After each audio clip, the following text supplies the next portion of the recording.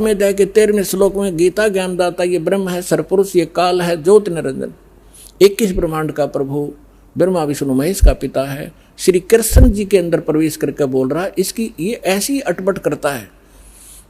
ये कहता है 4थे अध्याय के 5वें और 9 श्लोक में कहता, अर्जुन तेरे और मेरे बहुत जन्म हो चुके हैं, तू नहीं जानता, मैं जानता हूं, और मेरे जन्म और कर्म अलौकिक हैं, अद्भुत हैं।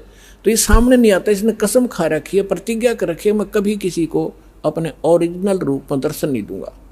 तो ये क्या करता है, किसी में प्रवेश करके प्रेत की तरह जो कुछ करना करवाना उससे करवा जाता है और पाप उसके सिर पर धर देता है। तो यहां क्या कह रहा है वो, तो गीता अध्याय नंबर 8 के श्लोक नंबर 13 में कहा कि मेरा एक ओम अक्षर है, ओम इति एकाक्षरम ब्रह्म विहारण माम अनुस्मरण, और ये प्रियति तदन देहम सयाति परमाम गतिम। मेरा केवल एक ओम मंत्र है, नथिंग एल्स। और जो इस ओम नाम के जाप का अंतिम सांस तक, शरीर छोड़ने तक सिमरण करता हुआ, छोड़ता हुआ भी सिमरण करता हुआ जाता है, तो ओम से मिलने वाली परम गति यानी ब्रह्मलोक की प्राप्ति कर सकता है।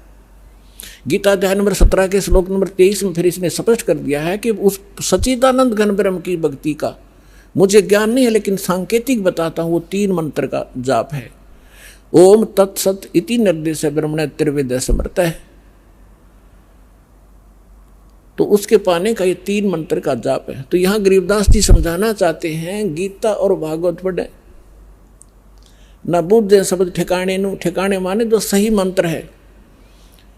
तो वो गीता का पाठ करें और कति कंठस्थ याद कर लें पूरे पूरे अध्याय, और जाप जप हरे कृष्ण कृष्ण कृष्ण हरे हरे राधे राधे श्याम मिला दे।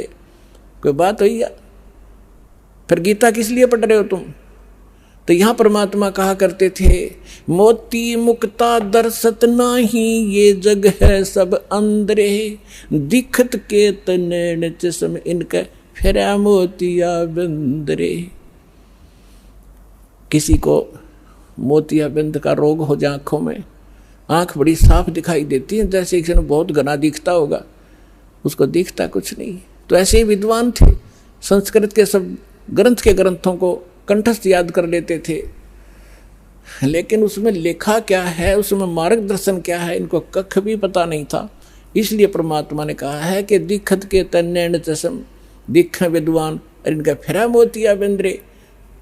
गीता के अंदर क्या लिखा है कि ओम नाम का जाप करे और कुछ नहीं, बकवास छोड़ दे। 9वें अध्याय के 25वें श्लोक में गीता जी में कहा है कि भूत पूजने वाला भूत बनेगा और पितर पूजने वाला पितरों को प्राप्त होगा, पितर बन जाएगा। देवताओं का पूजने वाला देवताओं के लोक में जाएगा, उनका नौकर लगेगा, और मेरा पुजारी मुझे प्राप्त होगा। और उस परमात्मा की भक्ति को संत बताएगा। 4थे अध्याय के 34वें श्लोक में कहा है। तो ये श्राद्ध भी मना कर रखे, भूत पूजा है, श्राद्ध भूत पूजा है, पितृ पूजा है। अरे ये हमारे देवता या गुरु हमारे यही करवा रहे, हमारे से सारे भूत पूज के भूता बनवा दिए। अब परमात्मा ने सूक्ष्म वेद में बताया है कि राम रमय सो राम है, देव रमय सो देव, और भूत रमय सो भूत है, सुनो सकल सुरभेव। और ये हमें ये साधना करवा के हमारे पूर्वजों को मिट्टी में मिला दिया।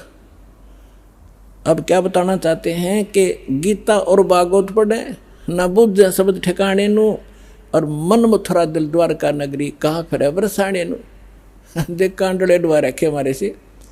क्या कहते हैं, मथुरा में किस लिए जाते हो कि भगवान श्री कृष्ण की यहाँ रज चरण की रज डली हुई थी, और वहाँ जाने से मोक्ष होगा। गोवर्धन पर्वत को परमात्मा ने उठाया था, उसकी परिक्रमा करो गिरिराज की, मोक्ष हो जाएगा।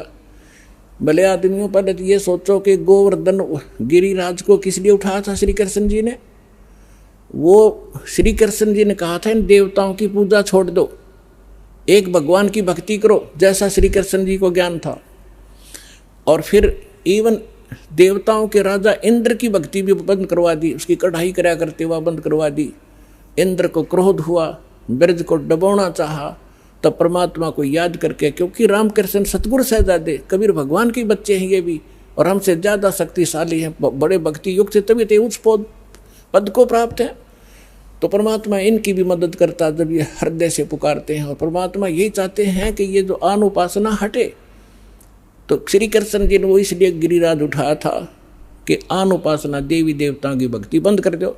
और ये हमारे गुरु ये फिर वही करवाने लग रहे जो श्री कृष्ण जी बना किया करते थे, खा के इनको ज्ञान। अब श्री कृष्ण जी उस मथुरा ने छोड़कर द्वारका में गए थे। अगर वही पवित्र धरती होती और वहीं से मोक्ष होता तो वो द्वारका क्यों गए? तो गरीबदास सूक्ष्म वेद में कहा है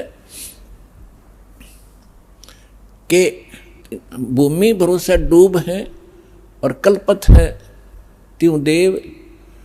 इस भूमि के जो आधार से आप ये मान बैठे हो कि मथुरा में जाने से और जीव का कल्याण होगा या काशी में ही मोक्ष प्राप्त होता है, या भूल है आपकी। क्या बताना चाहते हैं कि मुक्ति खेत मथुरापुरी वहाँ कीन्या कृष्ण कलोल और कंस केसी चाणोर से वहाँ फिरते डामाडोल। कर्म प्रधान है, जैसे कर्म करोगे चाहे मथुरा में करो चाहे काशी में करो, कर्म का फल मिलेगा, धरती कुछ लाभ नहीं देगी। क्या संदेश क्या दिया है यहाँ इस सेंटेंस में, समृतवाणी में, कि यदि आप मथुरा को मोक्ष अक्षेत्र मानते हो, और किस लिए कि वहाँ श्री कृष्ण जी किलोल किया करते थे, घूमा फिरा करते थे, रास करते थे। उसी मथुरा में कंस था, केसी और चाणूर जैसा ने बकल तरवाया, उनकी ब्रांड माटी हुई, उनको नरक स्थान मिला। उन कर्म माड़े किए तो अच्छे कर्म कहीं बैठ कर कर लो, सद्भक्ति करो, उसी से लाभ होगा। और फिर क्या डले डुआ रखे हैं कि बरसाना में जाएंगे, बरसाने में नहीं गए तो अधूरी भक्ति रहेगी वहाँ की। क्यों? क्योंकि राधा जी बरसाने की लड़की थी और श्री कृष्ण जी की प्रेमिका थी।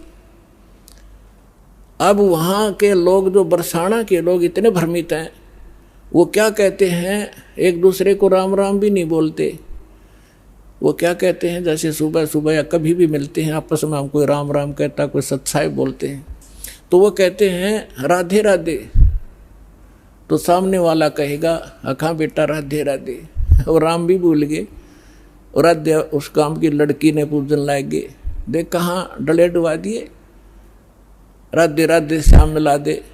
वो बरसाना में सिफारिश लुआन जाओ राधे की कि कृष्ण से मिला दे, कृष्ण ने मिलकर के कला टूट जाएगा, वो आप जन्म मृत्यु के अंदर। तो पुण्यात्माओं, इस काल के दूतों ने यो 9 मन सूत उलझा रखा है अज्ञान का।